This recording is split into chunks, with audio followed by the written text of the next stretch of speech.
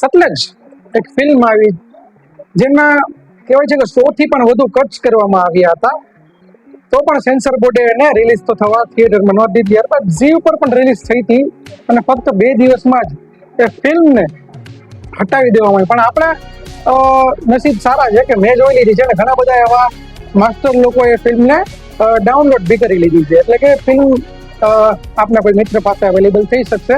તો સતલજની વાત કરીએ કે જે દિલજીત જેમને કામ કર્યું છે, જેમાં આપણા પંજાબી એક્ટર ભાઈ, પહેલા તો એમની એક્ટિંગને હેટ્સ ઓફ, જોરદાર એક્ટિંગ. તો ચાલો હું છું કલ્પેશ બજરંગી, લઈ રહ્યો છું ચેનલ રિવ્યુ વાળા જેવો પણ વિચારીને.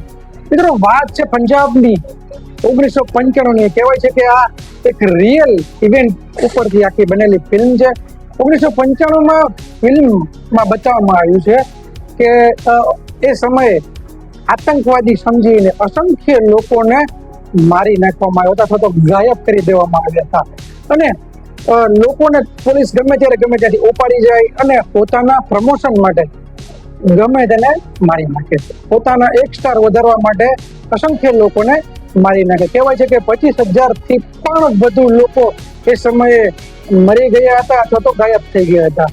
મિત્રો, આ વસ્તુનો જ્યારે વિરોધ એક વ્યક્તિ એટલે કે આપણો દિલજીત, જેનું પિક્ચરમાં નામ જસવંત છે, તે કરે છે અને જે એનો વિરોધ કરે છે, ત્યારબાદ એની જે હાલત કરવામાં આવી છે, એને જે મારવામાં આવે છે, તમે જોશો યાર પિક્ચર તો રૂવાડા ઉભા થઈ જશે. એ રીતની એ ફિલ્મમાં બતાવવામાં આવી છે. બટ એ ફિલ્મ કહેવાય છે કે રિયલ ફિલ્મમાં આપને એવું લાગે તો રિયલમાં કેવું થયું હશે એ વિચારવાનું રહે છે. અને સાથે દરેક લોકોની એક્ટિંગ, જેમ કે પોલીસ જે છે, તમને જોઈને લાગશે કે જે પોલીસ આપને મળે, એકવાર આપણી સામે આવીએ તો ખરેખર આપણે એને અત્યારે મારી. એ રીતનો પોલીસ એક્ટિંગ લેવલ જોવા જઈએ તો બધાનું, ખાલી દિલજીત નહીં પણ બધાનું એકદમ હાઈ લેવલ. અને આ પિક્ચર જે છે એ હૃદયને સ્પર્શી જશે અને હૃદયમાં ઉતરી જશે કે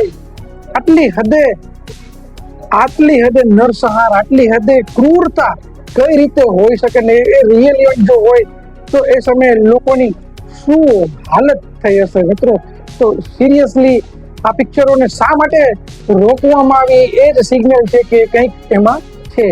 જો ફિલ્મને રિલીઝ થવામાં ન આવી, 95 થી વધારે કટ્સ તેમાં રાખવા આવવા છતાં પણ થિયેટરમાં ફિલ્મ રિલીઝ ન થઈ, અને જ્યારે ઝી ઉપર રિલીઝ થઈ તો ત્યાંથી પણ 2 દિવસમાં હટાવી દેવામાં આવી. એટલે કે આ સિગ્નલ ઘણું બધું કહી જાય છે કે આની પાછળ શું છુપાયેલું છે. તો મિત્રો, ગજબની છે તમારી આ ફિલ્મ જોઈ, અને એ સમયે જે લોકો હેરાન થયા છે આમાં, તે દરેક લોકોને વિશે તમે વિચારી શકશો ને એને એક ટ્રિબ્યુટ, એક શ્રદ્ધાંજલિ આપી શકશો.